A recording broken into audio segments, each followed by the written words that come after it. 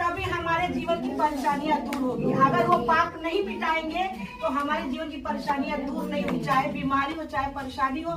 जब तक मेरा पाप नहीं खत्म होगा तब तक दूर नहीं होगा। एक ऐसे पिता परमेश्वर ही है जो अपने इकलौता बेटा को क्रूस पे चढ़ा दिया, हम लोग को पाप के लिए बलिदान किया उनको। तो पिता को धन्यवाद करते, पिता महान है, पिता के लिए कोई भी काम नहीं है। इतना बड़ा बलिदान कोई नहीं दे सकता है, वो पिता है, वो उसने बलिदान दिया। तो पिता को बहुत धन्यवाद, पिता महान है, पिता के लिए कोई भी काम नहीं है।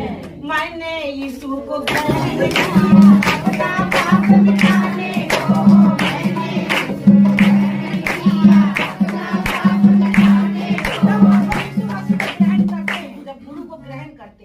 तो हम लोग चंगे क्यों हो जाते हैं?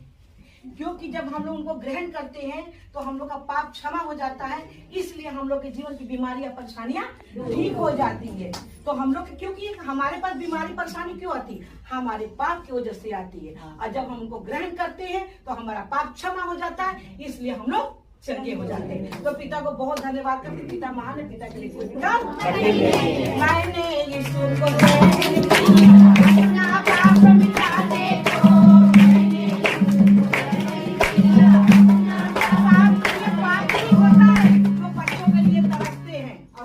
हमने क्या किया जो हमारा गोद नहीं भर रहा, हमने क्या किया जो हमको हम बेटा नहीं हो रहा, हमने क्या किया जो हमको बेटी नहीं हो रही है। तो क्या होता है, ये हम सबका पाप ही होता है, जिसकी वजह से हम लोग का काम पूरा नहीं होता है। लेकिन जब हम गुरु यीशु मसीह में आते हैं, जब गुरु को ग्रहण करते हैं तो हम लोग का पाप क्षमा हो जाता है, तो हमारे जीवन का काम पूरा होने लगता है। हम लोग कहते हैं कि पिता से हमने मांगा और ये हो गया। तो जब पाप क्षमा होता तब पिता परमेश्वर हम लोग की मनोकामना को पूर्ण करते हैं, हमारी मांगों को पूरी करते हैं। क्योंकि उन्होंने कहा है मांगो तो दिया जाएगा। तो परमेश्वर पिता अपने ही बातों में फंस जाते हैं और हम मांगते हैं तो उनको देने ना पड़ता है। तो पिता को बहुत धन्यवाद करते हैं।